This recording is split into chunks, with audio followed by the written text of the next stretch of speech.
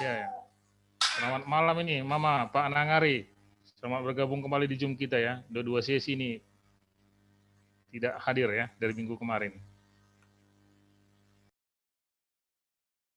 Oh iya, selamat malam. Terima kasih. Jusa. Oh ya, Jusa. Sudah dapat kamu itu country living-nya? Iya, banyak saya dapat di seminar-seminar, Ma. Hanya saja berupa kumpulan-kumpulan tulisan gitu. Ya kita tunggulah dari saudara kita itu Aaron Wijaya dari Amazing Fact Indonesia ya. Kita harapkan nanti kita dapat itu. Tapi saya udah dapat gambaran-gambarannya mengenai country living ini. Iya. Ya, jadi sangat disayangkan orang sekarang ini bertindak. Menurut pandangan saya, country living itu bagus untuk membentuk apa kita namanya tabiat kita, ya mempersiapkan kita sebagai umat sisa itu bagus. Saya juga sudah rencanakan gitu untuk country living, ya. Hanya saja persyaratan untuk country living itu kan harus ada. Banyak orang sekarang kan terburu-buru, seolah-olah ini terjadi masa pengguncangan itu 2-3 bulan lagi atau setahun lagi, ya. Bahkan untuk persiapan setahun mereka mungkin nggak siap gitu. Kalau dalam setahun ini tidak terjadi apa-apa, mereka tidak mempunyai persiapan. Mereka sendiri yang terpenjara, ya kan? Bukan mereka yang ditawan, mereka yang terpenjara. Nah, nanti kembali lagi. Nah, ujung-ujungnya terakhir malah mereka yang tertawan nanti pada masa pengguncangan itu, ya kan? Jadi baiklah kita bijak kan, seperti di mana darah itu kan, mempersiapkan pengantin. Itu saja yang saya mau apa. Jadi nanti topik kita mungkin ada country living dari Pendeta Neno, kita mungkin bisa banyak diskusi di situ.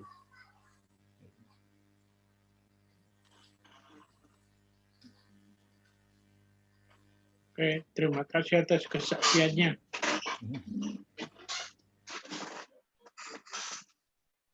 Mungkin sudah bisa dimulai.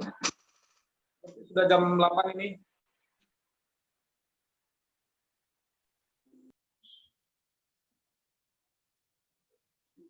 Baik, karena waktu kita sudah tiba, akan ucapkan puji dan syukur kita ucapkan kepada Tuhan kita atas penyertaan dan berkat-Nya menyertai kita sepanjang minggu ini.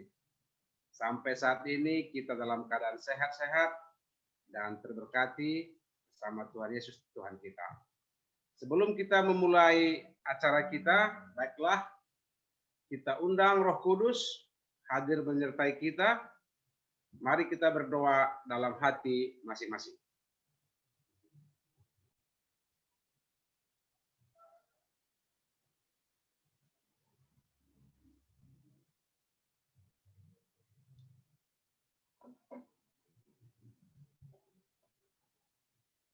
Baik, untuk memulai acara kebaktian kita, minggu sembahyang kita,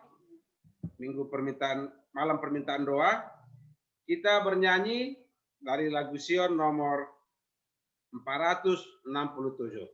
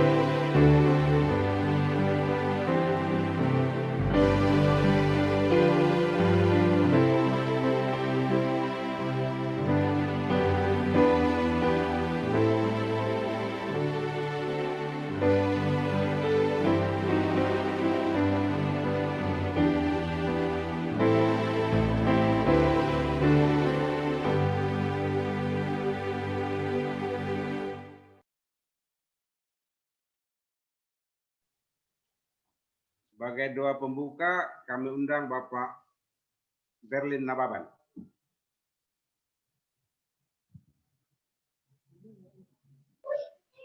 Saya ya? Ya. Silakan. Oke. Baik, mari kita berdoa. Ayo berdoa. Maha besar Allah kami yang bertahta dalam kerajaan surga.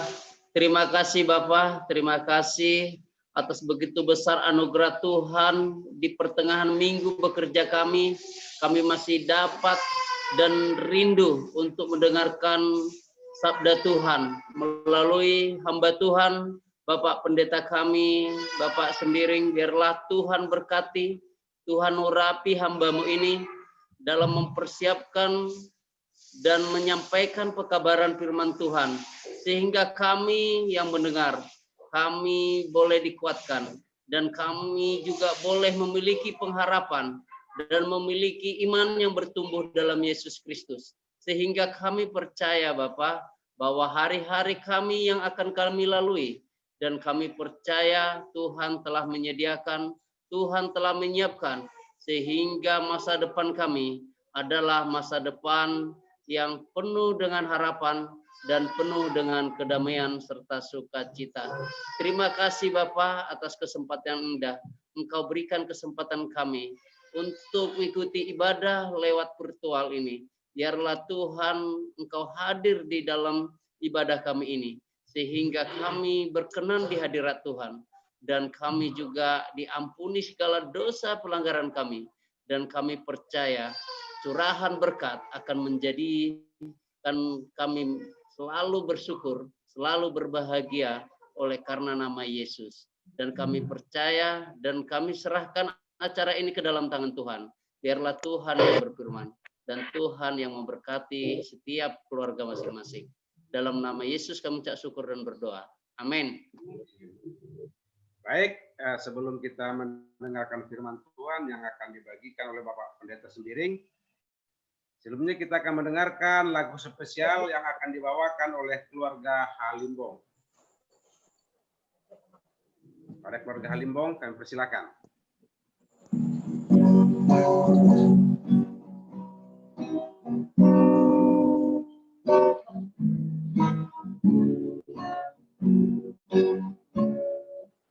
Aku pikirkan sarang negeri yang indah, negeri yang dibangunkan Yesus. Di sana aku berdiri di sisinya, adakah bintang di mahkota? Adakah bintang-bintang di mahkotaku? Bila aku tiba di surga, bila aku terima rumah penantianku, adakah bintang di mahkota? Dalam kuasa Tuhan aku mau berdoa dan bekerja menarik jiwa, agar aku terima bintang-bintang mulia yang bercahaya di mahkota. Adakah bintang-bintang di mahkotaku bila aku tiba di surga? Bila aku terima rumah penantianku, adakah bintang di mahkota? Oh, betapa senang bila aku dapat hidup dengan Tuhan di surga. Lebih besar sukacita malaikat, bintang-bintang yang di mahkota. Adakah bintang-bintang di mahkotaku bila aku tiba di surga? Bila aku terima rumah penantianku, adakah bintang di mahkota?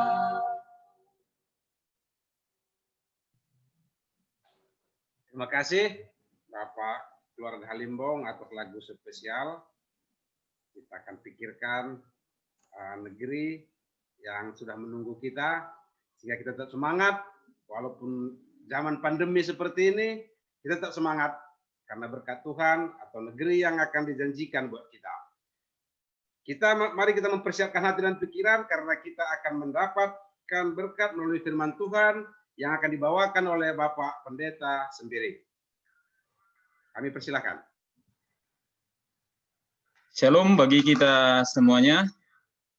Shalom. Terpujilah nama Tuhan pada malam ibadah kita ini. Kesempatan bagi kita boleh bertatap muka melalui media Zoom ini dan mendengarkan firman Tuhan. Terima kasih keluarga Bapak Limbong yang sudah membagikan bagi kita lagu pujian yang indah ya, yang menguatkan kita. Aku pikirkan sekarang negeri yang indah, negeri yang dijanjikan Yesus. Adakah bintang di mahkota? Jadi setiap orang yang akan berada di sana, di surga, semua akan memiliki bintang ya di mahkota, karena bintang adalah satu petanda bahwa kita telah menang. Dan memang setiap orang yang menanglah yang akan berada di sana. Menang atas dosa, menang atas setiap pergumulan, dan menang bersama Yesus tentunya. Baik, kita berdoa. Mari kita bersatu dalam doa. Bapa di sorga, kami mau mendengarkan firman-Mu. Kami buka hati kami Tuhan, berkuasalah Roh-Mu yang kudus, dan berbicaralah melalui hamba-Mu, dalam nama Yesus kami berdoa. Amin. Boleh bantu share? Silakan Pak Pendeta.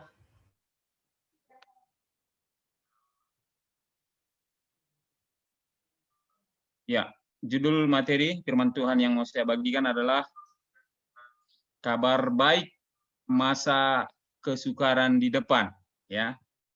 Jadi sering sekali ketika kita berbicara masa kesukaran, kesannya kita menakut-nakuti, ya. Dan sepertinya itu adalah sesuatu yang sangat mengerikan dan sepertinya kita tidak dapat melaluinya. Jadi itulah makanya saya mengangkat judulnya kabar baik masa kesukaran di depan. Jadi sesungguhnya masa kesukaran yang ada di depan kita itu adalah sebuah kabar baik. Kenapa? Karena dengan masa kesukaran itu yang akan terjadi, maka Yesus akan datang segera. Itu yang menjadi satu perinduan kita masing-masing sebagai umat Tuhan. Umat Masehi Advent hari ke-7 yang menanti kedatangan Yesus yang kedua kali. Dan kita mengetahui bahwa menjelang kedatangan Yesus kedua kali akan ada masa yang sukar.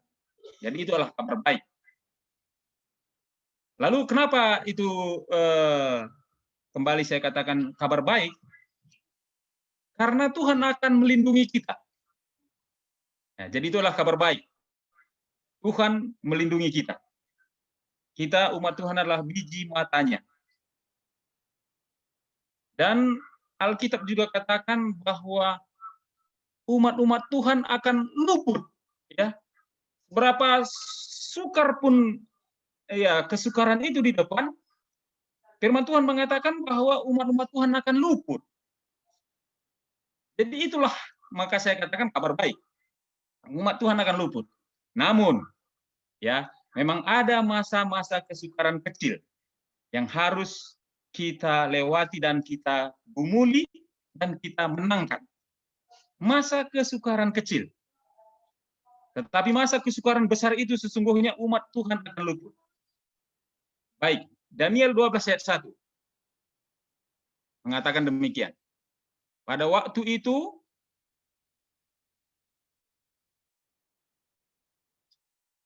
akan muncul Mikael, pemimpin besar itu, yang akan mendampingi anak-anak bangsamu, dan akan ada satu waktu kesesakan yang besar. Seperti yang belum pernah terjadi sejak ada bangsa-bangsa sampai pada waktu itu. Akan ada waktu kesesakan yang besar, seperti yang belum pernah terjadi sejak ada bangsa-bangsa, tetapi pada waktu itu bangsamu akan terluput. Ayat ini mengatakan bahwa Mikael akan mendampingi umatnya dan umatnya akan terluput. Ya, itulah kabar baiknya, Bapak Ibu, umat-umat Tuhan sekalian. Mikael, pemimpin besar, akan mendampingi umatnya. Dan umatnya akan terluput. Siapakah umatnya itu? Barang siapa yang didapati namanya tertulis dalam kitab itu, yaitu kitab kehidupan tentunya. Jadi, hanya kita harus yakinkan, pastikan dari hari ini, nama kita tetap tertulis di dalam kitab kehidupan itu. Dengan tetap mengandalkan Yesus. Dengan tetap bergantung kepada Yesus dalam kehidupan kita setiap hari.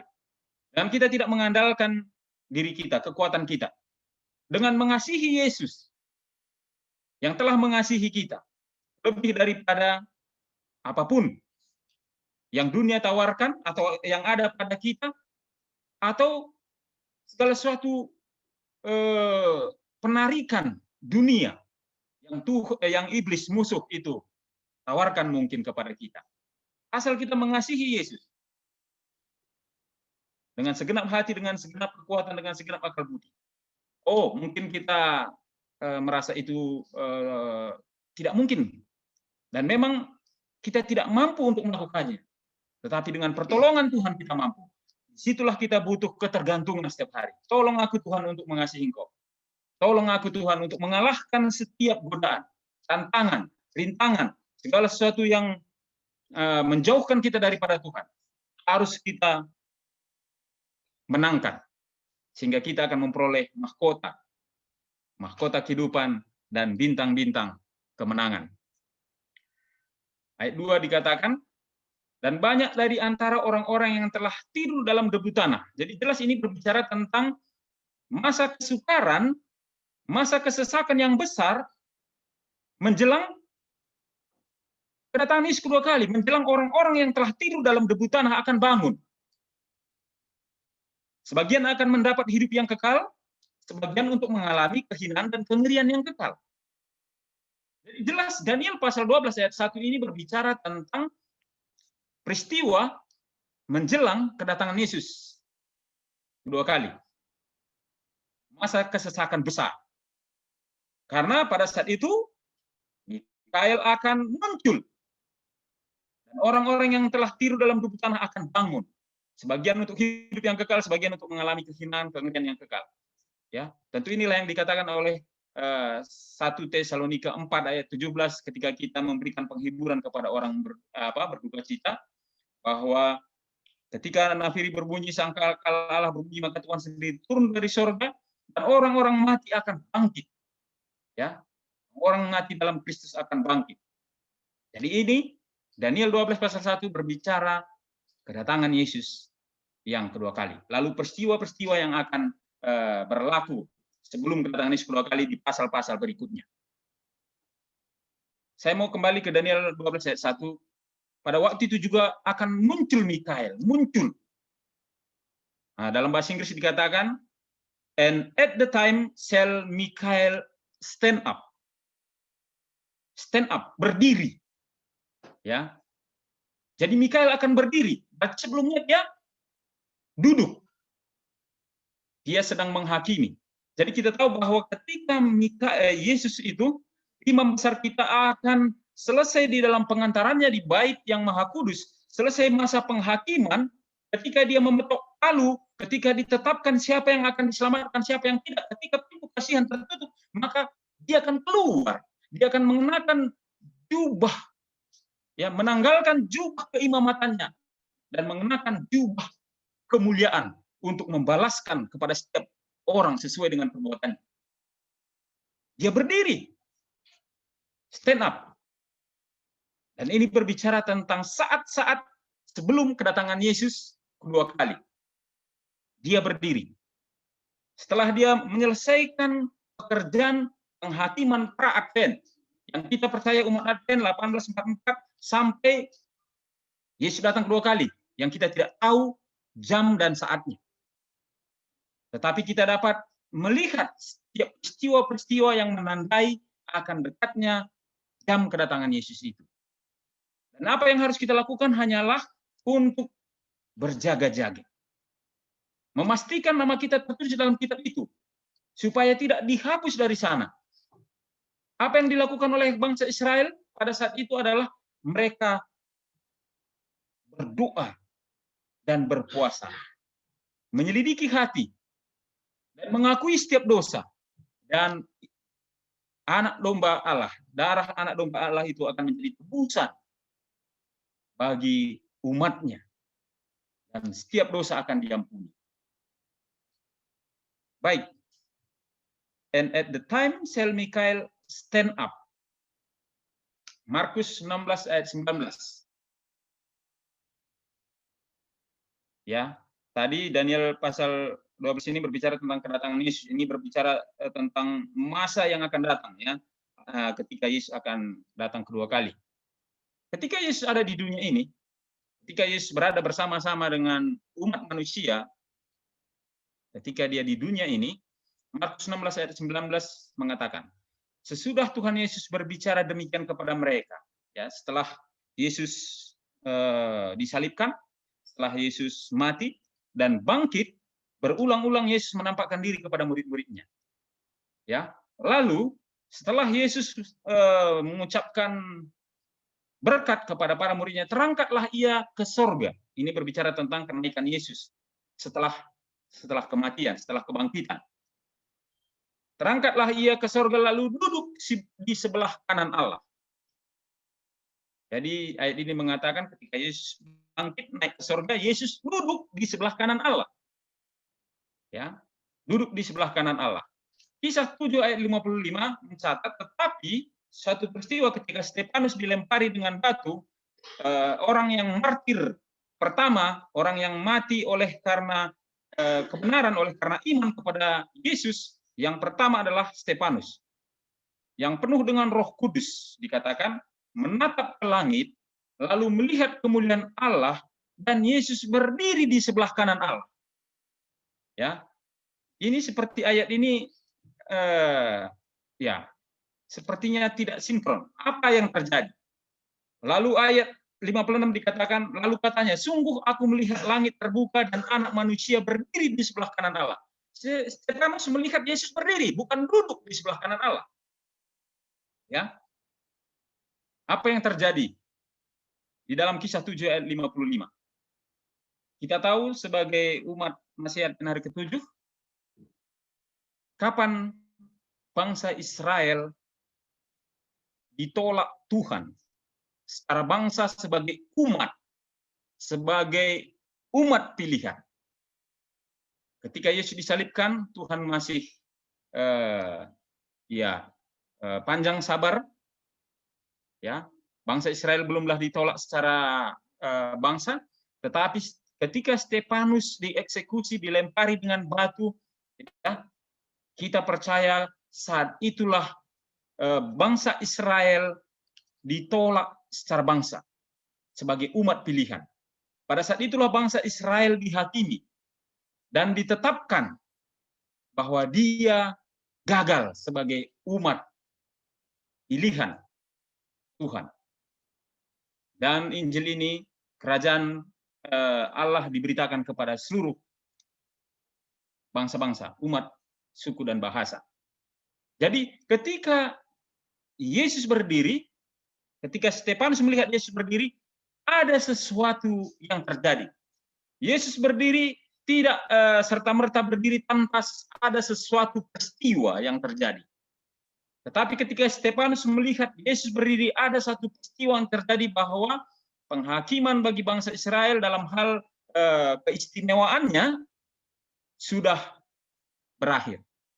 Di dalam keistimewaannya sudah berakhir. Lalu kita percaya Yesus duduk kembali, penghakiman bagi pra-Advent ketika dia melakukan peran pengantarannya di bait suci surgawi, ya, maka kita percaya sekali lagi Yesus kembali akan berdiri, dan itu adalah yang dikatakan oleh Daniel pasal 12 tadi. Dan pada saat ketika itu pintu kasihan tertutup bagi setiap insan yang hidup. Jadi kita bersyukur sebelum Yesus berdiri, Yesus masih duduk di bilik yang maha suci, mengadakan pengantaran pendamaian imam besar kita, ya, untuk kepentingan kita. Saatnya kita datang dengan kerendahan hati, memohon kasih karunia Tuhan, menyukakan hati Tuhan, menanggalkan setiap dosa, memohon ampun atas segala dosa, dan hidup seturut dalam rencana Tuhan, sehingga nama kita tetap tertulis dalam buku kehidupan itu. Pertanyaan untuk kita renungkan, ya, karena ada isu ada pemberitaan bahwa Yesus sudah dekat, Yesus sudah akan datang, ya, dan kita memang merindukan hal itu. Tetapi ada pertanyaan-pertanyaan di sini yang perlu kita pikirkan untuk kita renungkan. Pertanyaan 1, dunia semakin baik dan aman? Boleh kita jawab dalam hati kita masing-masing. Apakah dunia kita ini semakin baik dan aman? Ya, kita jawab dalam hati kita. Kalau tidak, itu merupakan satu indikator, ya, indikasi bahwa dunia ini sudah usang dan akan menuju kepada akhir kebinasaannya, dan Yesus akan datang. Keadaan dunia berubah secara lambat, cepat, atau amat cepat. Apakah keadaan dunia kita ini sekarang ini berubah secara lambat atau cepat dan amat cepat? Mungkin kita akan jawab amat cepat.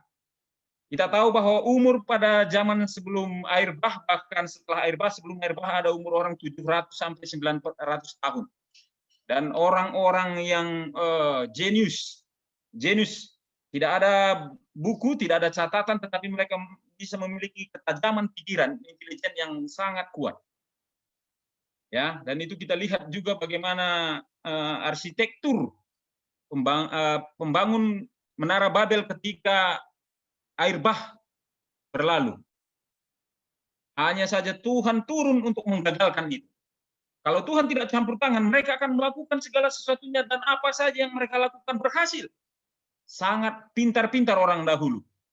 Dengan umur manusia seperti itu, kita bisa menduga bahwa penduduk manusia ketika air bah itu juga tidak jauh beda dengan penduduk hari ini. Ya, mungkin 6 miliar atau 7 miliar, mungkin 5 miliar atau mungkin 8 miliar, kita nggak tahu. Tetapi tidak jauh ya dengan umur manusia yang begitu panjang, dengan 2000 tahun. Sama sekarang 2000 tahun setelah zaman Yesus ke kita begitu. Padahal umur orang setelah zaman Yesus perjanjian lama itu ya 100 tahunnya paling hebat. Ya 80 tahun, 90 tahun. Ya. Setelah air bah umur mulai 300 tahun. 180 tahun. Dan seterusnya. Lalu tidak ada ya 4000 tahun sampai zaman Yesus. Tidak ada teknologi mereka temukan seperti zaman sekarang kita ini. Bahkan setelah Yesus sampai saat ini, baru abad terakhir inilah, 100 tahun belakangan inilah teknologi itu luar biasa. Berubah dunia ini secara cepat. Bahkan mungkin sebelum saya lahir belum begitu hebatnya. Ya 100 tahun terakhir inilah. Setelah sesaat sebelum Perang Dunia Pertama, lalu terhadap Perang Dunia itu tahun 1900 sekian. 1900-an.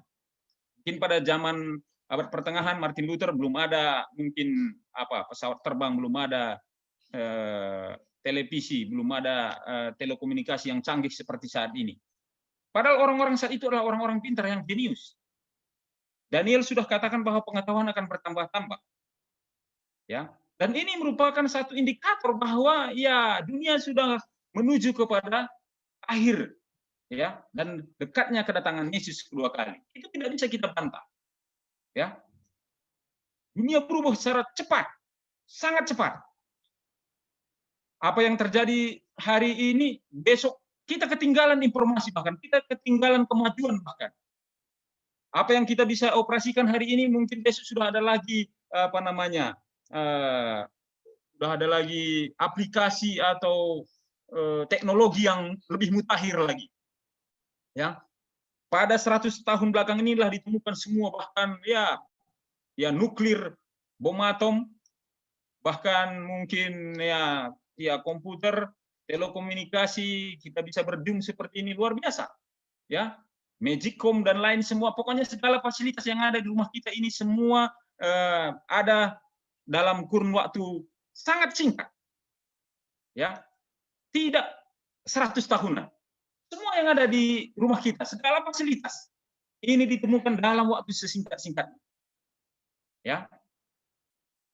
Bill Gates yang menemukan perangkat lunak. Dari manakah intelijen itu? Kita tidak tahu. Ya, apakah dari Tuhan atau dari musuh kebenaran kita tidak tahu. Tetapi Tuhan turut bekerja dalam segala hal. Tuhan izinkan segala hal. Mungkin pada saat yang sama untuk untuk pematangan dosa dunia, pada saat yang sama untuk mempercepat pekabaran Injil. Ya, jadi segala sesuatu bisa dua sisi, ya, untuk kebaikan bahkan untuk kejahatan dunia. Pertanyaan nomor 3, pemimpin dunia orang pintar pada umumnya berpendapat. Pemimpin dunia orang-orang pintar pada umumnya berpendapat dunia menuju utopis. Ya. Harapan ya hari esok yang akan lebih baik. Ya. Kesejahteraan dan perdamaian. Itulah pendapat, opini pemimpin-pemimpin dunia dan orang-orang pintar pada umumnya.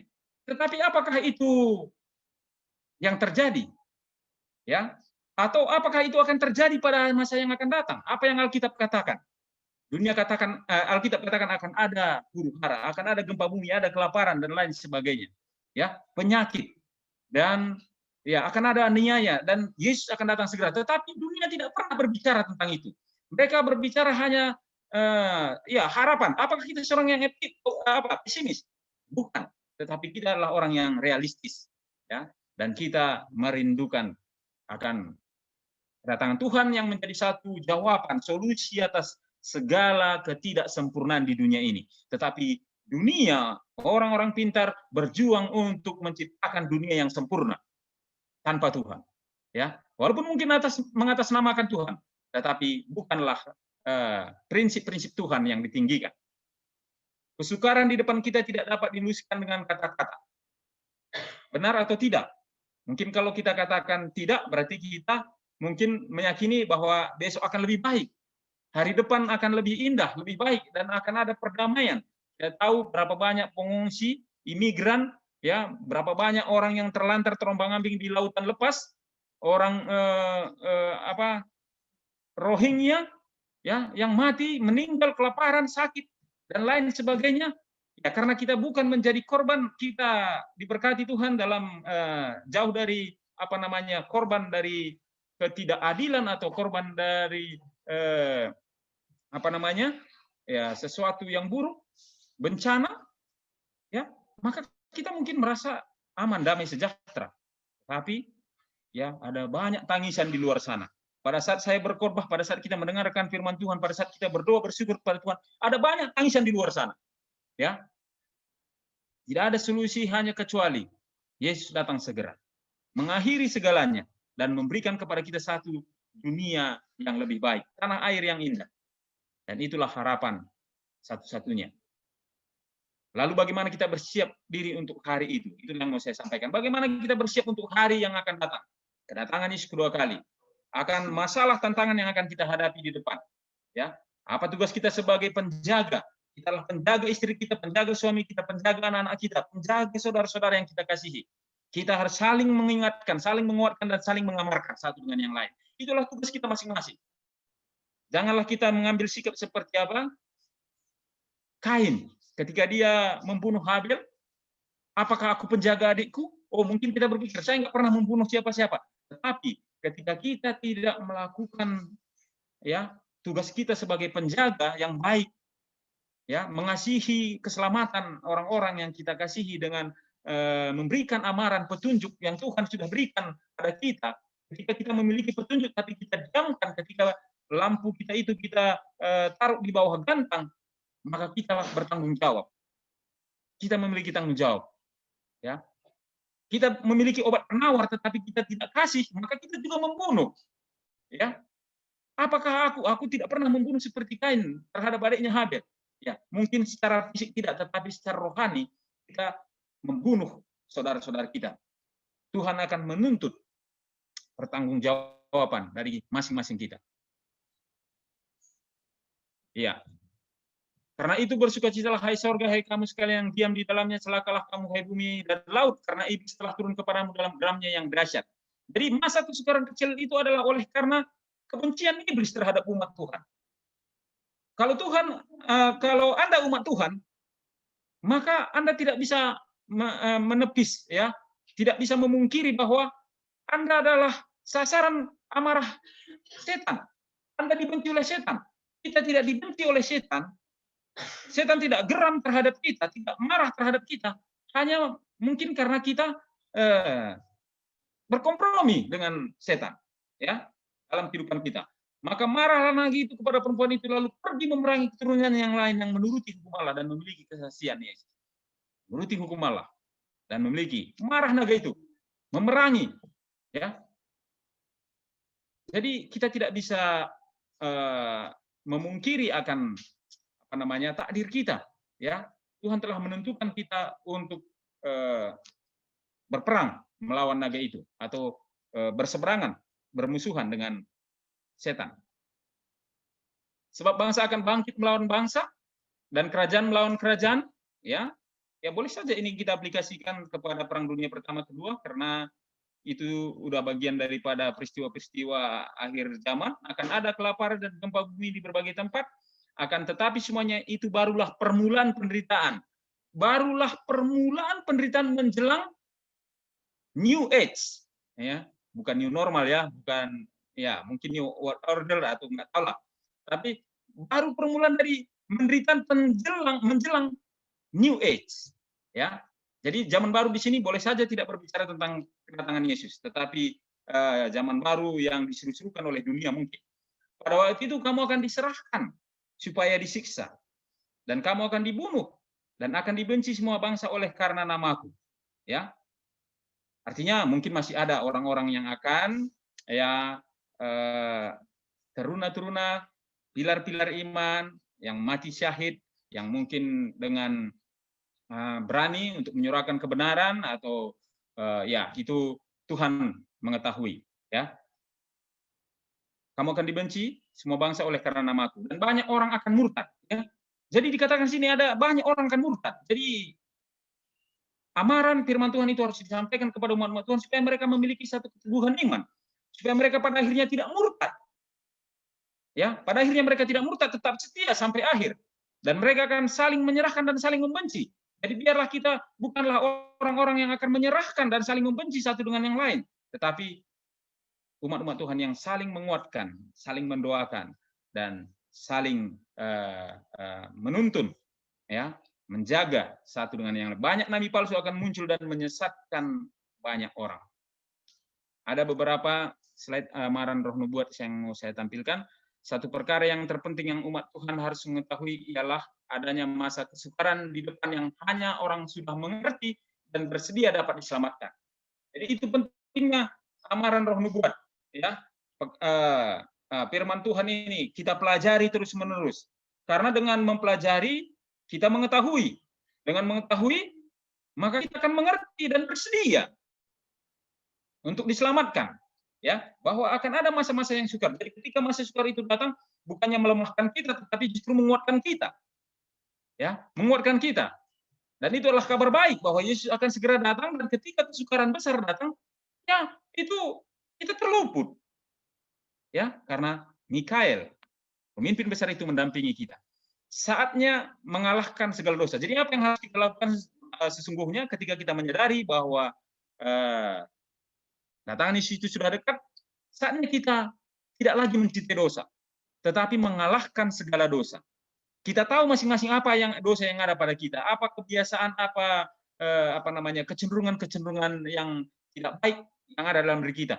Saatnya kita menanggalkannya, memohon kekuatan pertolongan Tuhan, ya, dan memohon ampun, mengakuinya di dalam itu. Tuhan, dosa saya ini Tuhan, tolong saya Tuhan, berikan hati yang baru, berikan kepada saya kuasa, dan ampunilah saya. Karena tidak ada dosa yang diampuni, saudara-saudara, kalau tidak diakui.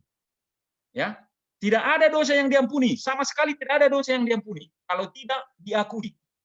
Kita dapat mengetahui kesukaran besar yang terakhir sudah dekat. Bila manusia hampir seluruhnya, kapan kita mengetahui bahwa kesukaran itu akan sudah dekat?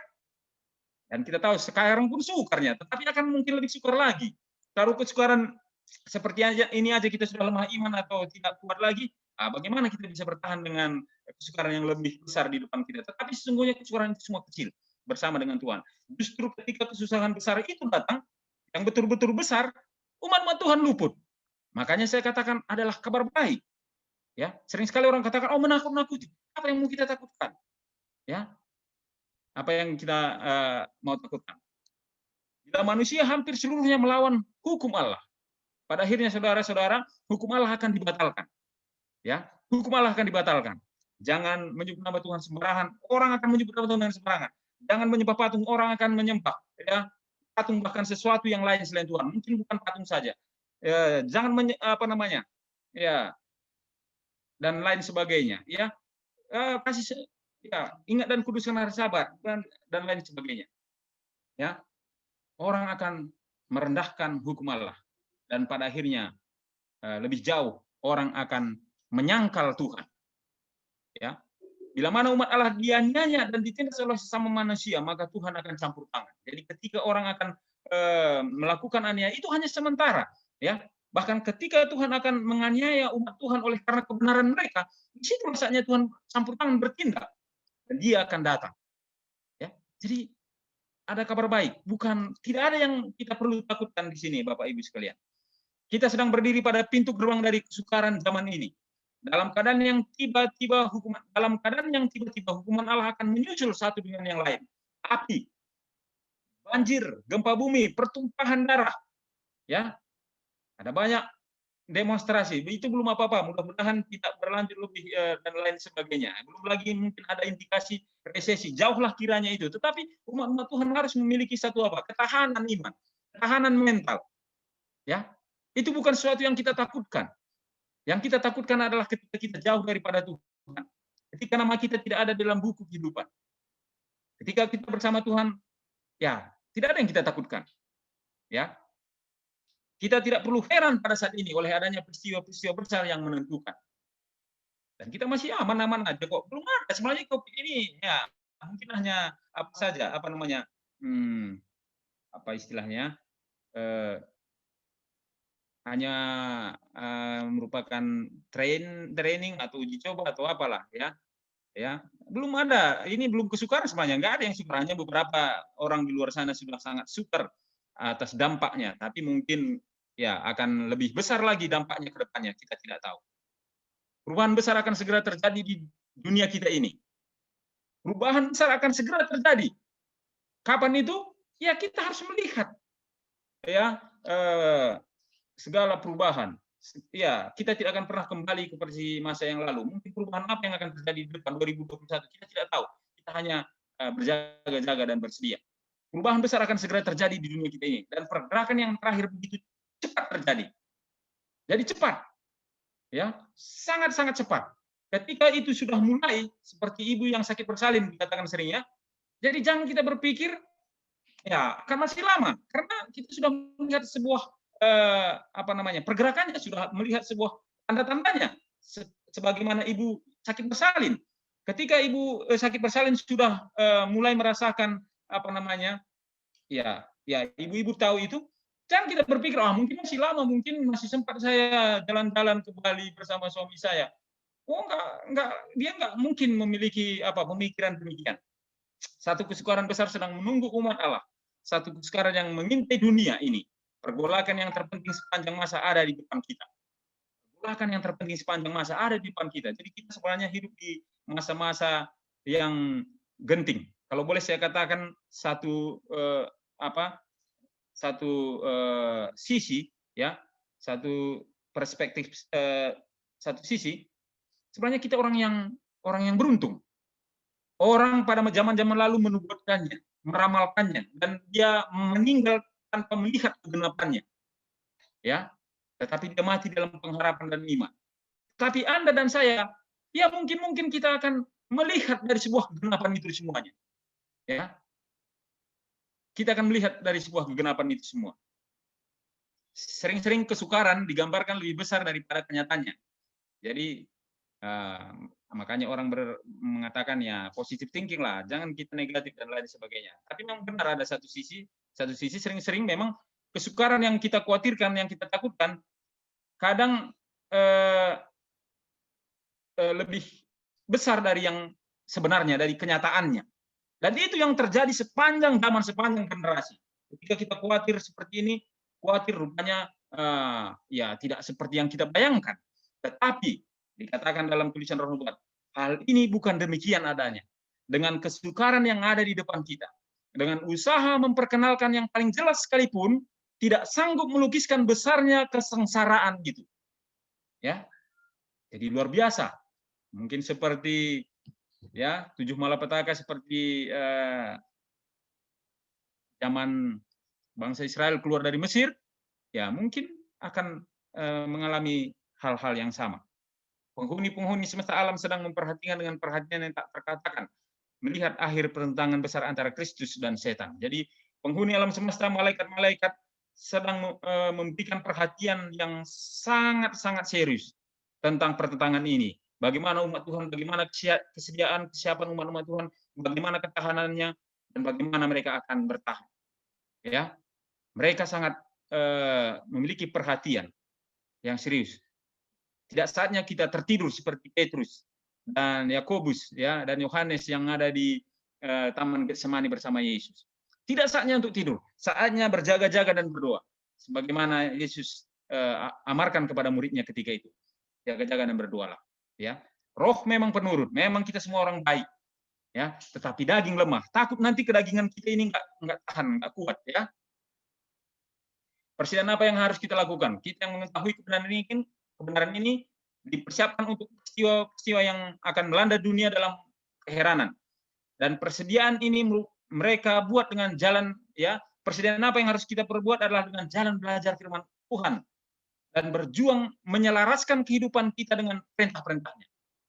Lebih sungguh belajar Alkitab, lebih sungguh belajar roh nubuat, dan berjuang untuk menyelaraskan kehidupan kita sesuai dengan, ya, firman Tuhan.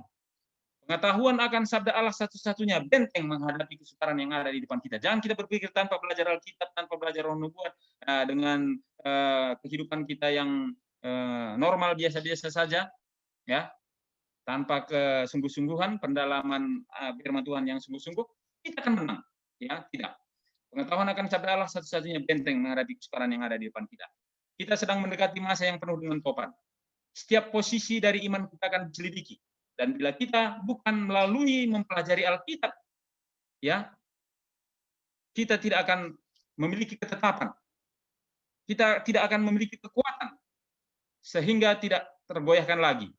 Maka kebijaksanaan orang-orang, ya, artinya setiap posisi dari iman kita akan diselidiki dan diuji. Ya, bila bukan melalui pembelajaran Alkitab, ditetapkan, dikuatkan sehingga tidak tergoyahkan lagi, ya, maka kebijaksanaan orang-orang besar dunia ini akan memimpin kita pada kesesatan. Jadi kalau bukan dengan berlandaskan, ya, firman Tuhan ada tertulis, kalau pondasi kita tidak kuat, maka kita akan, ya, disesatkan oleh orang-orang bijaksana, oleh orang-orang pembesar-pembesar di bumi ini. Tidak ada seorang pun kecuali mereka membentengi pikiran mereka dengan kebenaran Alkitab akan dapat tetap, ya, akan tetap bertahan, berdiri menghadapi pertentangan besar yang terakhir itu. Terakhir, satu panggilan untuk mengadakan persiapan menghadapi kesukaran yang di depan kita ialah meningkatkan kerajinan dan ketekunan menyelidiki Alkitab dan roh nubuat melebihi apa yang kita sudah pernah buat pada hari-hari yang lalu. Pelajarilah Alkitabmu melebihi cara belajarmu pada hari-hari yang lalu. Jika engkau tidak bangkit untuk satu keadaan yang lebih tinggi, lebih suci dalam pengalaman kerohanianmu, engkau tidak akan dapat bersedia untuk kedatangan Tuhan muncul di awan-awan. Berarti nasihat firman Tuhan roh nubuat mengatakan bahwa kita harus mengalami, ya, kebangkitan, kebangunan rohani, bangkit dari satu keadaan yang lebih tinggi, lebih suci, ya, lebih baik dari hari ke hari. Inilah mungkin firman Tuhan yang boleh saya bagikan. Tuhan memberkati kita. Amin.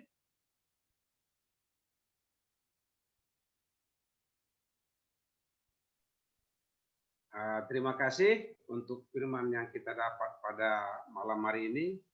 Bagaimana kabar baik di masa kesukaran, di mana kita dapat tadi kabar baiknya bahwa kita mempunyai benteng atau mempunyai persiapan untuk menghadapi masa kesukaran ini dengan tetap menyelidiki Alkitab dan roh nubuat. Jadi bagaimana kabar-kabar ini yang datang dari segala arah, dari dalam maupun dari luar, yang datang kepada kita, bagaimana kita menghadapinya, yaitu tadi.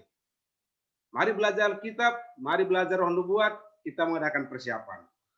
Jadi dalam persiapan-persiapan ini tentu kita juga harus berdoa supaya hikmat diberikan kepada kita. Seperti kata Pak Ginting tadi, jangan nanti terlalu cepat country living ketika udah berbulan-bulan, bertahun-tahun di sana, Tuhan tidak datang, malah jadi bumerang. Ya itu juga udah ada contohnya. Seperti kemarin juga Pendeta Kuntaraf juga, keluarganya juga sendiri sudah mengalami hal seperti itu. Itu pelajaran buat kita. Boleh kita semangat, tapi tetap juga kita memohon nikmat apa yang terbaik. Biarlah dengan pelajaran ini kita akan lebih kuat dalam menghadapi pandemi ini. Kita masih punya waktu kalau ada tambahan atau diskusi atau pertanyaan tentang kabar baik dalam masa kesukaran ini. Dipersilahkan.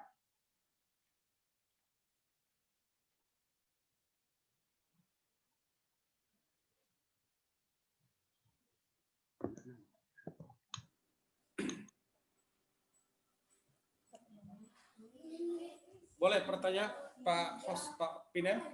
Silakan Pak Panjaitan. Iya, apa ya? Tadi kesimpulan terakhir atau panggilan terakhir, pelajari Alkitabmu melebihi cara belajarmu pada hari-hari yang lalu. Jika engkau tidak bangkit untuk satu keadaan lebih tinggi, lebih suci dari pengalaman kerohanianmu, maka engkau tidak akan dapat bersedia menantikan kedatangan Tuhan yang muncul di awan-awan. Berbicara mengenai roh nubuat ataupun nubuatan, kita mesti akui bahwa tidak gampang dan sulit. Nah, dan kita bisa lihat lingkup yang lebih kecil barangkali rumah tangga kita atau jemaat kita, banyak orang yang tidak tertarik belajar nubuatan ini. Kenapa tidak tertarik? Mungkin mereka merasa sulit atau bagaimana. Dan saya sendiri pun harus saya akui, bahkan sebelum pandemi ini saya sangat sulit, sangat tidak berminat belajar nubuatan ini. Tetapi memang belakangan ini ya puji Tuhan, melalui Roh Kudusnya saya lebih tertarik.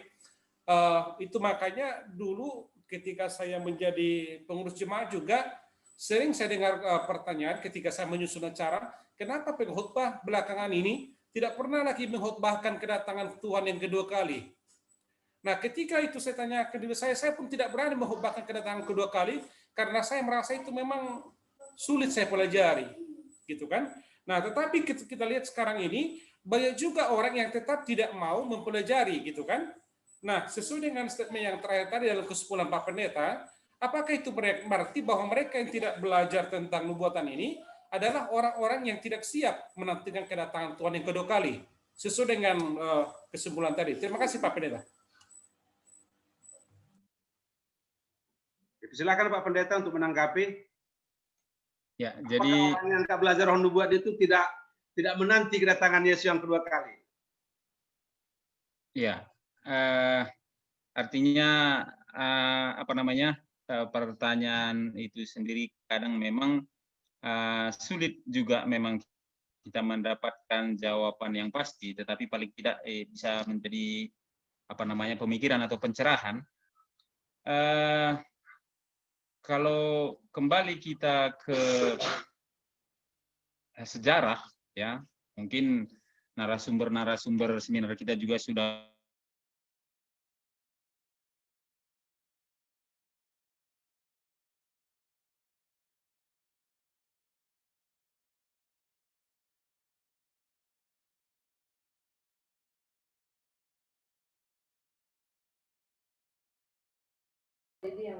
Sepertinya gangguan sinyal nih.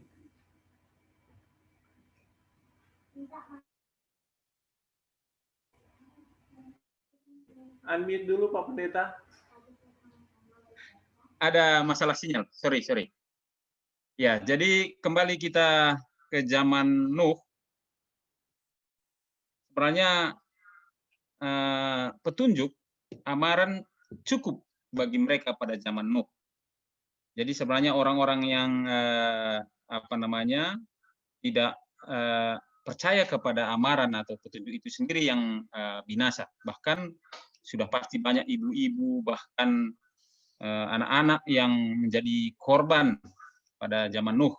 Ya, saya lupa ayatnya, juga dikatakan bahwa ketika penghakiman Tuhan itu dikatakan jangan sayangkan bahkan anak-anak darah, ya bahkan anak kecil katanya. Jadi kadang memang terlalu miris mendengarnya. Tetapi saya rasa tanpa roh nubuat pun, kalau kita memang memiliki minat, ya kerinduan, iman kepada kedatangan Yesus kedua kali, maka sesungguhnya yang perlu kita persediakan adalah keimanan kitanya sebenarnya, ya karakter Kristus itu sendiri, ya karakter Kristus itu sendiri. Artinya apa yang kita lihat di dalam pemaparan tadi, karena banyaknya nanti goncangan, bahkan godaan, bahkan nabi-nabi palsu, tipu daya, memang kalau kita tidak punya pertahanan, ya kita tidak punya pemahaman yang mumpuni, mereka memang pada akhirnya kita akan goyah.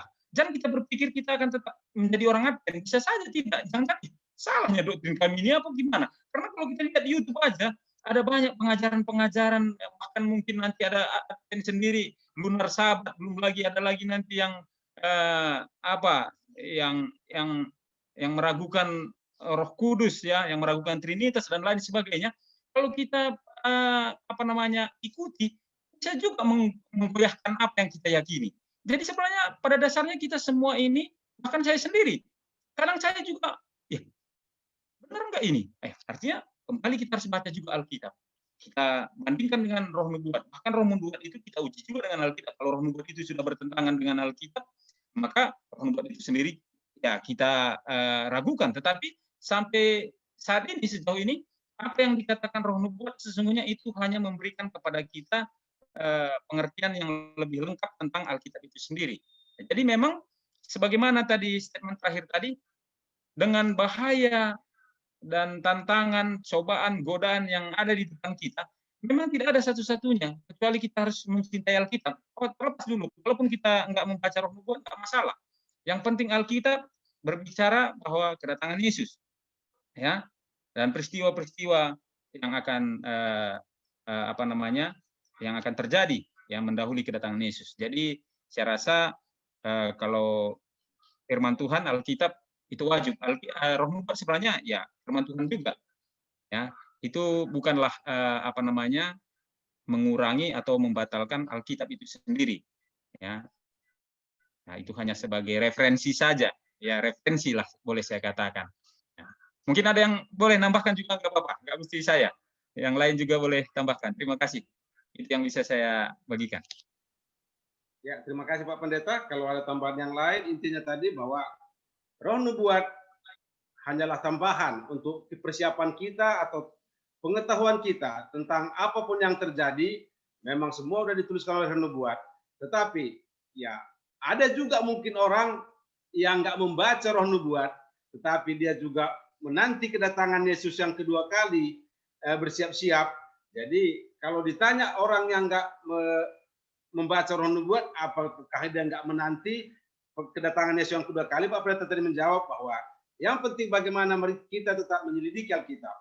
Roh nubuat memang menerangkan apa yang di Alkitab, dan roh nubuat juga menjelaskan tentang rentang waktu atau kejadian-kejadian ini. Jadi sebenarnya di sini kesimpulannya tadi bahwa ini hanya persiapan kita untuk benteng kita tadi dalam persiapan masa kesukaran tadi adalah dengan membaca roh nubuat. Kalau ada tambahan yang lain atau tanggapan atau pertanyaan, silakan. Baik, boleh menanggapin sedikit. Tadi kalau dibilang roh nubuat, kalau saya sih berpikir kepada diri saya sendiri. Kenapa kita jarang baca roh nubuat? Mungkin juga sulit. Oleh karena buku-buku roh nubuat sangat mahal dan sangat banyak. Saya aja sampai sekarang mimpi untuk mendapatkan Alpha Omega yang komplit aja nggak pernah terwujud. Sebenarnya bisa dan mampu kita beli, namun karena kepentingan-kepentingan lain, akhirnya jadi terlupakan untuk membeli buku-buku roh nubuat. Karena buku-buku roh nubuat itu jarang harga yang di bawah 25.000. Rata-rata di atas 50 ya, bahkan mungkin lebih dari harga itu. Jadi itu yang membuat kita kesulitan untuk memiliki buku roh nubuat. Tapi saya sekarang bersyukur gitu loh. Terus terang bersyukur setelah di zaman online ini mudah didapat segala ilmu. Bahkan ilmu apa aja kita sudah bisa dapatkan. Saya sekarang banyak koleksi dari buku-buku roh nubuat oleh karena saya install dari Play Store kan, dari Play Store. Itu Ellen G. White Writing itu sangat banyak, mungkin hampir lebih dari 20 lebih ya, hampir 30 kalau nggak salah, 27 atau 28 itu saya kemarin hitung itu tulisan roh nubuat. Jadi saya rasa kalau sekarang memang nggak ada lagi alasan untuk tidak belajar buku roh nubuat, karena di situ sudah ada, bahkan banyak juga yang sudah menerjemahkan ke bahasa Indonesia. Jadi saya bersyukur juga yang saya dapat terjemahan bahasa Indonesia, jadi tidak bahasa Inggris. Kalau nggak bahasa Inggris saya akan kesulitan untuk belajar, tapi semua sudah ditranslate ke bahasa Indonesia. Jadi bagi yang hobi membaca, tentu ini sangat menyenangkan dan kabar baik seperti judul tadi itu kabar baiknya. Bagi rekan-rekan juga boleh nanti di-download di Play Store itu banyak sudah tulisan Roh Nubuat yang sudah diterjemahkan ke bahasa Indonesia. Tetapi kalau kita bicara kenapa, nah ini banyak faktor. Bisa aja faktor usia sudah tidak memungkinkan untuk belajar. Faktor kesibukannya dari pagi berangkat jam 6, pulang-pulang jam 8 sampai di rumah. Kapan lagi waktu membaca bagi orang tua kita? Banyak faktor X yang mempengaruhi orang kesulitan untuk apa? Baru mungkin kerinduan untuk membaca belum tentu juga semua orang miliki hobi membaca. Ada yang hobi memasak, ada hobi mungkin melihara hewan. Jadi untuk membaca belum tentu kan ada kesempatan itu. Tetapi kalau bagi yang hobi, ya memang saya nggak ada bahan yang saya lahap untuk saya baca. Seandainya saya dekat dengan Pak apa itu dan mengerti bahasanya, saya minta itu bukunya Pak Nangari itu.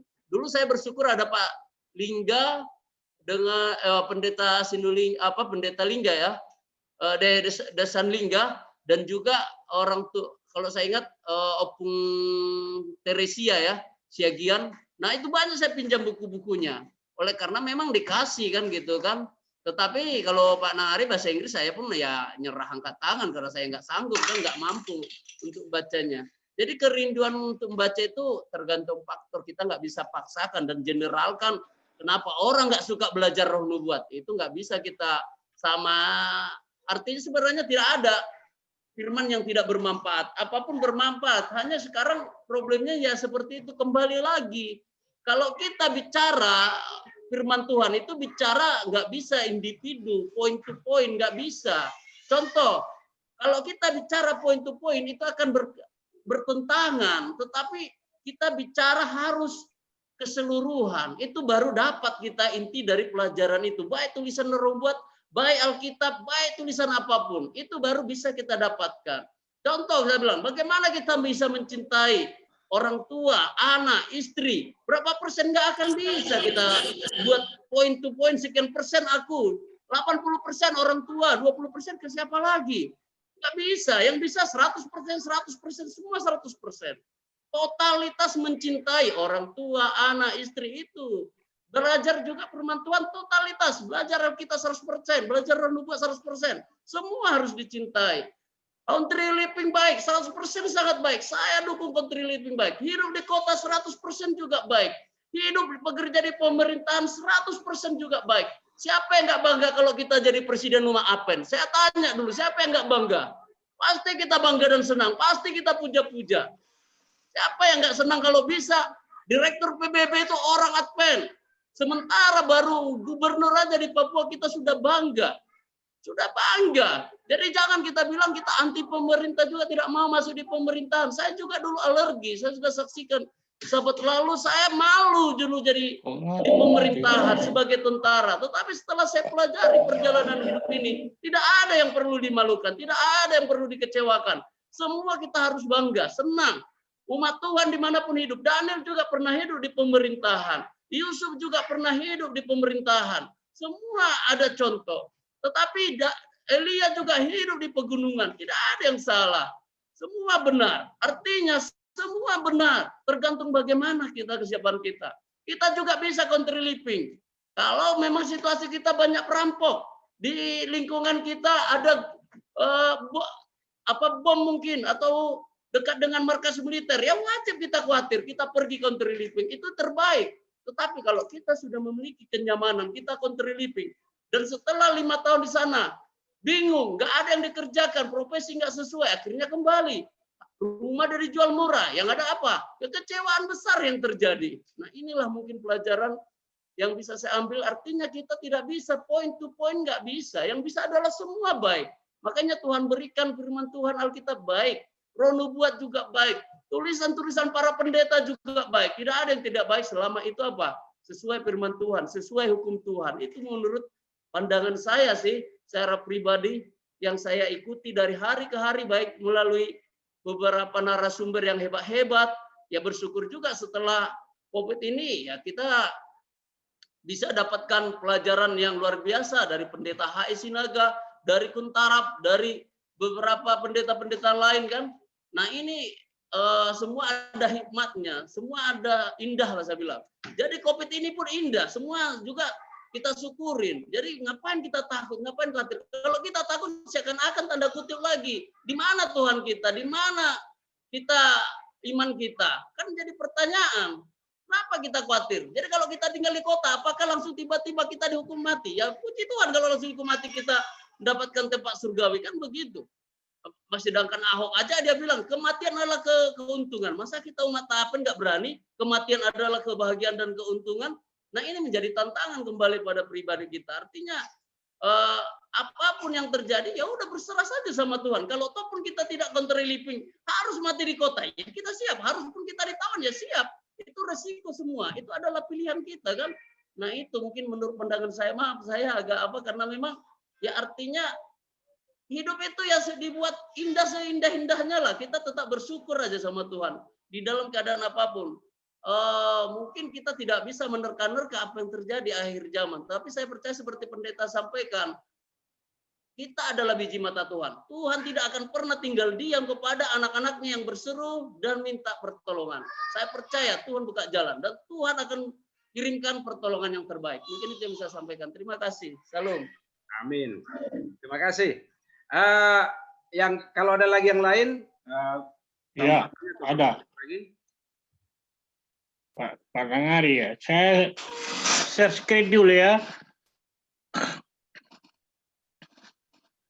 Silakan Pak.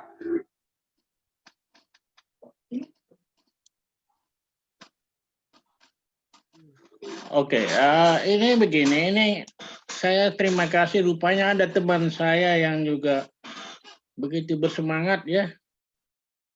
Hampir-hampir semua apa yang saya mau terangkan sudah diterangkannya. Pak Berlin Nabawan, luar biasa.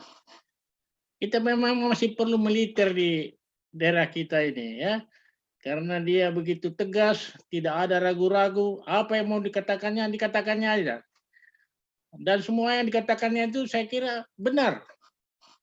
Nah, lebih terima kasih lagi saya kepada Pak Pendeta Sembirik, yang sudah mengulangi, menegaskan kembali apa yang pertama diceritakan oleh Saudara Turangan pada waktu kita ada meeting ya, atau katakanlah seminar di gereja. Dia yang menerangkan bagaimana pintu kasihan tertutup, bagaimana masa penyaringan, little time of trouble, third angels message, dan seterusnya. Dan ini kebetulan Pak Turangan, sesudah saya mendengar dulu Anda punya keterangan yang memang sangat simpel itu dulu, saya cari ini sampai ke teman saya di Colorado. Dan dikirimnya. Sesudah itu kita dapat dari pendeta Takari. Udah tidak dapat lagi dari pendeta-pendeta lain, termasuk pendeta Untara. Ya. Apa yang menjadi saya senang sekali ketika pendeta William itu terakhir ya, saya waktu sakit itu, yang mengatakan bahwa nanti sesudah closing of probation atau penutupan itu masa pencobaan, kita yang pada momentum itu terakhir barangkali yang dimeteraikan oleh Tuhan dengan meterai iman kita yang di dahi dan di tangan. Sesudah itu kita masuk ke dalam the day of the Lord. Nah, ini nanti begini, ini memang sudah saya buat dalam bahasa Inggris, kebetulan memang saya belum terjemahkan. Tapi kalau ada saudara kita dari sidang ini meminta diterjemahkan, nanti kita bikin dalam ukuran poster, kita boleh terjemahkan ini ke dalam bahasa Indonesia. Supaya semua belajar dan membuat itu jangan terhalang lagi, seperti yang kata Pak Nababan. Bahasa Inggris itu sebenarnya bukan seharusnya, tetapi itulah originalnya kita punya doktrin di dalam Advent ini. Jadi nanti Pak Nababan, seandainya Anda perlu, saya coba ambilkan waktu saya untuk membuat diagram ini menjadi bahasa Indonesia. Saya tidak akan terangkan apa yang diterangkan oleh pendeta tadi, bahwa nanti sesudah closing of the probation itu, kita orang-orang yang sudah termeteraikan tidak lagi akan mengalami apapun yang susah-susah. Kesusahan itu, the great time of trouble itu hanya ada pada orang yang belum termeteraikan. Atau hanya ada pada orang yang mengenakan tanda binatang. Yang berperang di Harmagedon itu pun hanyalah orang-orang yang tidak termeteraikan oleh Tuhan. Jadi kan pernah saya tanyakan, Pak Pendeta, apabila kita sudah masuk nanti ke masa great time of trouble daripada Yakub ini, apakah kita yang sudah termeteraikan ini masih kena pencobaan? Tidak ada. Apakah kita sudah tetap kekal? Sudah. Tapi katanya ada bahwa kita itu nanti bahwa masa pencobaan itu tetap akan berlaku, meterai itu di dalam hal ini terkondisi. Kalau saudara setia, maka meterai itu akan kekal sampai nanti kedatangan Yesus kedua kali. Nah, saya dapat jawaban saudara. Sesudah penutupan pintu kasihan, sesudah kita mendapat meterai itu kekal sama kita. Walaupun ada pencobaan, Tuhan akan melepaskan kita dari pencobaan apapun sampai nanti meterai itu terpakai pada Maranatha, kita akan selamat. Jadi jangan khawatir. Kita tidak perlu lagi barangkali country living pada waktu itu. Kenapa? Saya sudah tua, saudara. Bagaimana saya berladang? Dan masa itu akan sangat singkat. Yaitu itu adalah malapetaka yang pertama, kedua, ketiga, sampai Harmagedon yang ketujuh. Jadi sangat senang saya ketika pendeta ini membukakan khotbah pada malam ini. Saya lebih terhibur oleh karena saya tidak ada takut apapun lagi. Kenapa? Saya cukup berserah aja pada Tuhan. Tuhan, aku ini kok masih ada kejahatan, masih ada dosa. Serahkan aja sama Tuhan lagi. Minta ampun Tuhan. Jangan pernah kita terlepas dari tangan Tuhan. Pegang tangan Tuhan itu. Tidak lepaskan Tuhan itu sampai nanti pada Maranatha. Kalaupun sudah saudara memang termeteraikan, maka jangan lepaskan Tuhan itu. Kalau Anda sudah belum termeteraikan pada masa ini, pada masa itu sudah closing the probation, saudara walaupun minta supaya diselamatkan, tidak bisa lagi, saudara. Jadi bersyukurlah kalau pada hari ini Anda masih suka menyerahkan diri pada Tuhan, berserahlah. Maka mudah-mudahan saudara sudah termeteraikan nanti sampai Maranatha. Ini tambahan dari saya aja. Kalau saudara perlu nanti diagram ini, saya akan terjemahkan ke bahasa Indonesia. Saya bacakan terakhir. Oke, tulislah visi itu dan buat menjadi sederhana di dalam tabel. Dan karena apa katanya? Bahwa dia akan dengan sendirinya menerangkan apa arti daripada nubuatan ini. Ini baca nanti dalam Habakuk 2 ayat 2 sampai 3. Terima kasih. Ini tambahan dari saya aja. Terima kasih. Baik, terima kasih untuk mengingatkan kita akan jadwal ini, persiapan-persiapan ini. Jadi dengan persiapan-persiapan yang kita buat, semuanya benar, seperti kata Pak Nangari tadi.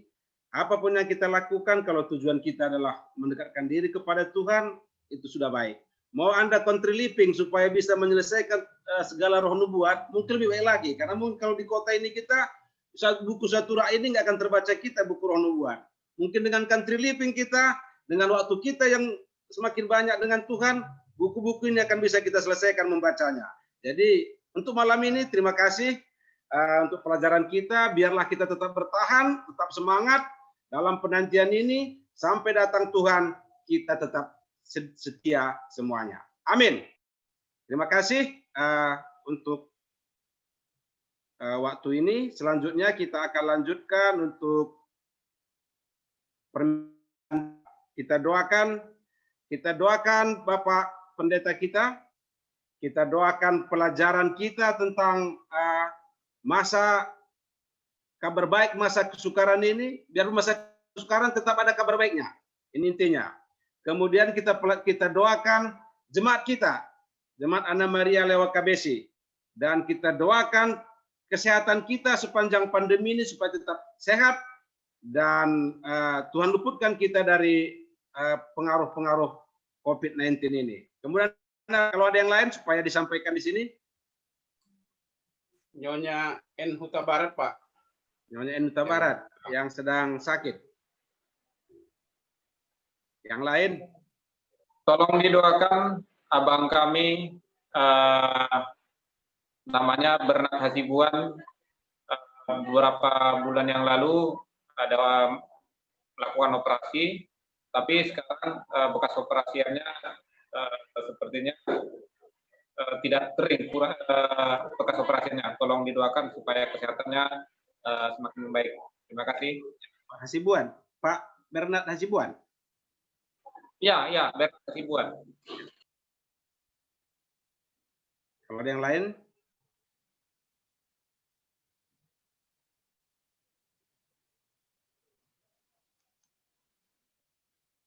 Baik, untuk doa kita malam ini kita doakan pelajaran kita doakan Bapak Pendeta, kita doakan jemaat kita, Jemaat Anna Maria Lewa KBC, untuk berkat dan persatuan dan iman kita supaya tetap kuat.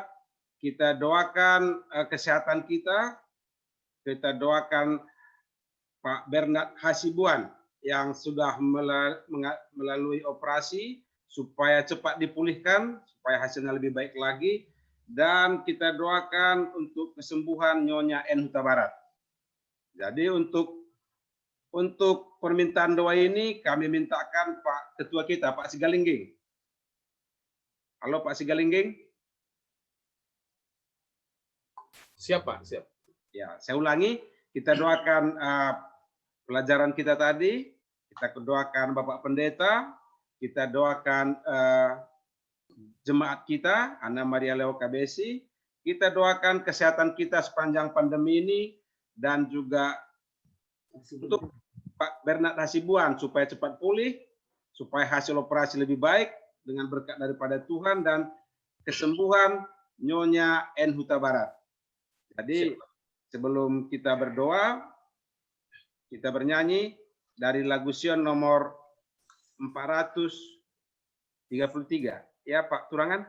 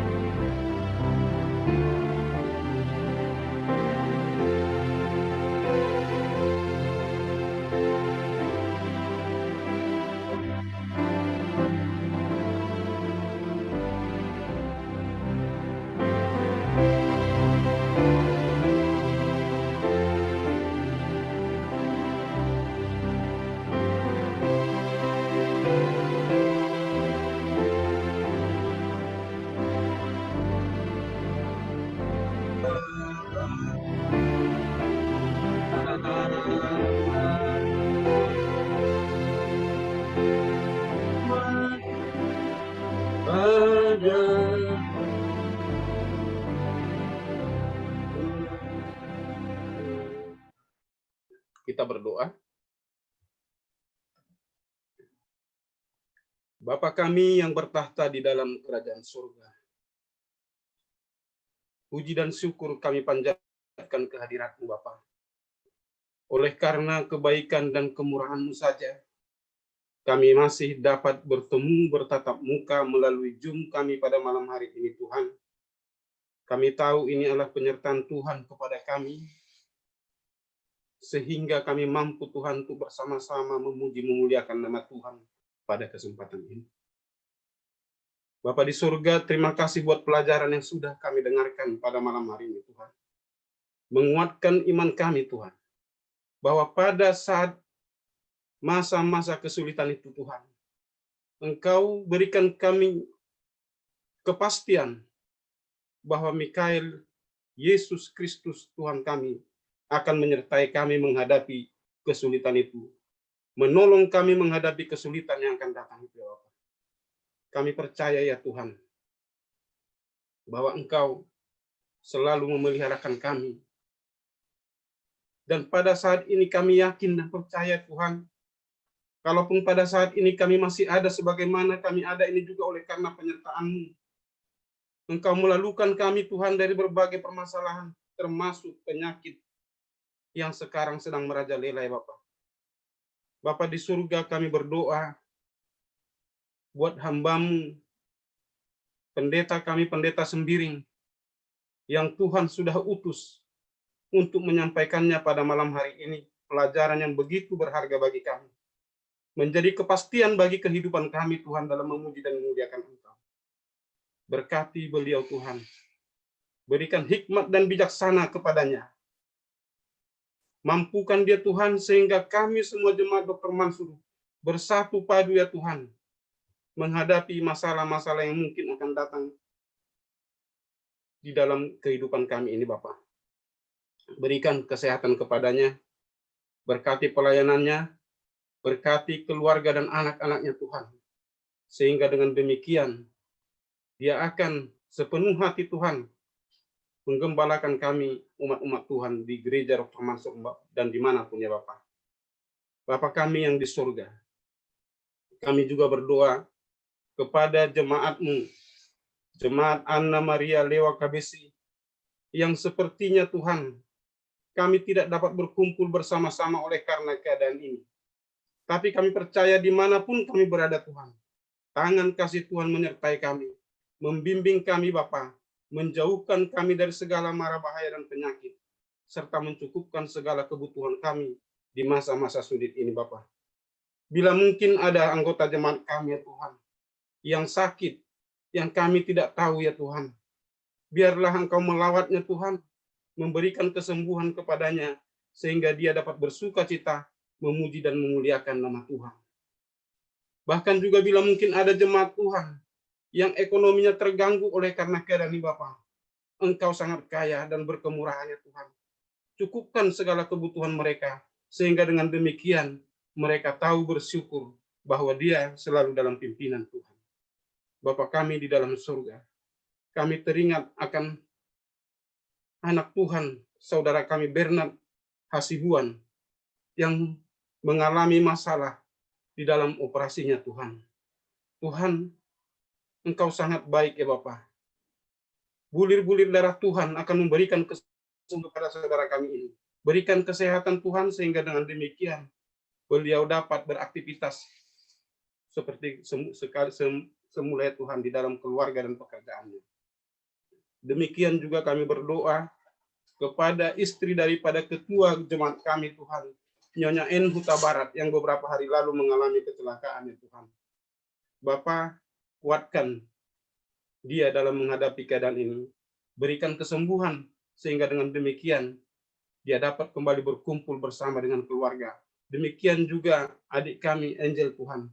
Kami percaya tangan Tuhan juga menyembuhkan mereka semuanya Bapak, sehingga mereka bersama-sama memuji dan memuliakan Tuhan di masa-masa yang akan datang Tuhan. Cukup banyak yang kami ingin mohonkan kepada Tuhan, karena kami tahu tanpa Tuhan kami tidak dapat apa-apa. Tapi kami percaya kami adalah anak-anak Tuhan. Tuhan begitu peduli terhadap kehidupan kami. Berikan kepada kami sesuai dengan kemurahan Tuhan apa yang kami butuhkan. Terpuji dan termulialah nama-Mu Tuhan pada malam hari ini di tengah-tengah kumpulan kami ini. Ampunkan kami dari segala dosa dan kesalahan kami. Kami datang kepadamu melalui anak-Mu, Yesus Kristus, Tuhan dan Juru Selamat kami. Amin.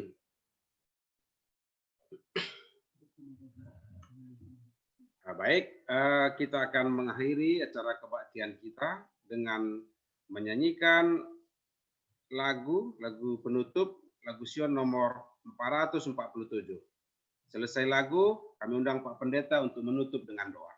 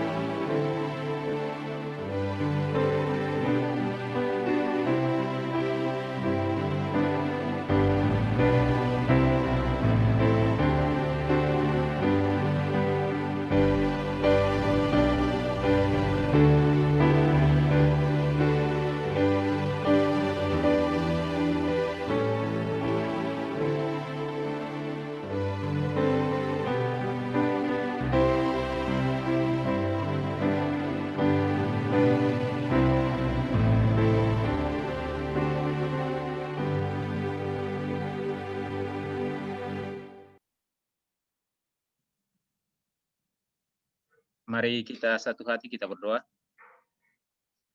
Maha besar Tuhan kami di sorga, segala puji hormat kemuliaan bagi nama Tuhan. Kami datang ke hadirat-Mu yang kudus Tuhan, menyembah Tuhan. Terima kasih atas segala kebaikan, berkat, penyertaan perlindungan Tuhan bagi kami masing-masing umat-Mu di dalam hari-hari bekerja kami. Terima kasih pertengahan minggu ini Tuhan kami boleh beribadah, mendengarkan sabda-Mu. Hatilah firman itu Tuhan, biarlah kami mengasihi Yesus, mengasihi firman-Mu, dan berjalan di dalam terang kebenaran firman Tuhan setiap hari. Kami boleh bertumbuh di dalam segala hal yang baik, melakukan apa yang berkenan di hadirat Tuhan, dan kami akan tetap setia, tahan berdiri dalam segala pergumulan pencobaan, tetap setia sampai Maranatha, Yesus datang kedua kali. Bapa di sorga, biarlah setiap doa yang sudah dipanjatkan oleh hamba-hamba Tuhan pada malam pertengahan minggu ini Tuhan, biarlah itu boleh menjadi satu permohonan yang baik, yang berkenan di hadirat Tuhan, dan berkat Tuhan tercurah limpah bagi kami sekalian umat-umat Tuhan. Biarlah Tuhan kesehatan menjadi bagian kami sekalian, biarlah Tuhan pemeliharaan Tuhan menjadi bagian umat-Mu, berkat sorga dalam segala usaha tangan pekerjaan umat Tuhan kiranya menjadi bagian mereka sekalian. Tuhan peliharakan mereka, dan biarlah kami senantiasa dalam kehidupan kami mengandalkan Tuhan dan menyukakan hati Tuhan. Berkati orang-orang muda kami, anak-anak kami, semua yang kami kasihi, kami serahkan semuanya ke dalam tangan pengasihan, berkat penyertaan Tuhan, dan biarlah kesehatan menjadi bagian yang sakit, dan nama Tuhan saja kami tinggikan, dimuliakan di tengah-tengah kehidupan kami masing-masing, pribadi, keluarga, bahkan jemaat Tuhan, Ala Maria Dr. Mansur. Terima kasih Tuhan, sertai kami sepanjang malam hari ini, dan mohon ampun atas dosa-dosa kami.